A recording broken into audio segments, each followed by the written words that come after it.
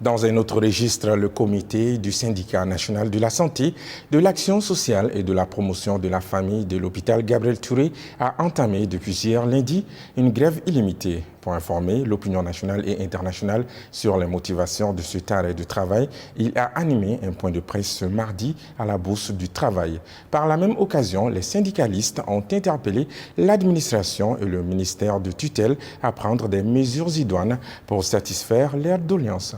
Pour en savoir davantage sur cette grève illimitée du CHU Gabriel Touré, écoutons quelques réactions au micro de notre reporter Bakari Msidibé et de Nana Kadija Fane. Le premier point, c'est l'application du décret 06-189 PRM portant modification du décret numéro 03-338 PRM du 7 août fixant l'organisation et les modalités de fonctionnement de l'hôpital Gabriel Touré, en son article 7 et 4.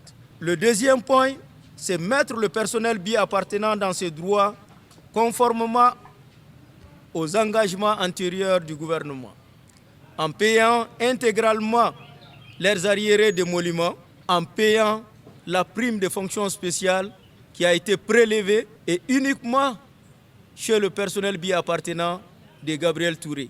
Le troisième point, c'est diligenter l'application du décret relatif aux activités personnalisées et les mesures associées pour les autres agents non pris en compte, conformément aux conclusions de la 44e session du conseil d'administration de l'hôpital tenue le 15 mars 2021.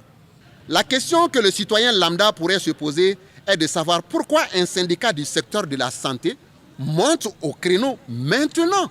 Il faut préciser que pour un responsable syndical, la grève est l'ultime action à entreprendre lorsque toutes les autres voies de concertation et de dialogue ont été rejetées ou ont montré les limites d'atteinte de résultats escomptés.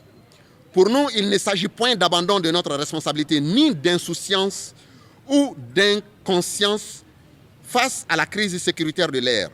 Il s'agit de nous armer, de nous outiller pour mieux servir. Il est encore plus pénible pour un responsable syndical de constater que les engagements pris à travers les PV de conciliation sont ignorés par les responsables administratifs une fois que le mot d'ordre de grève a été levé ou suspendu. Nous sommes ouverts au dialogue pour terminer. Et tout ce que nous attendons, c'est d'être conviés conformément à la loi autour d'une table de négociation et entre Maliens discuter des problèmes. Nous ne sommes pas des jusque-boutistes.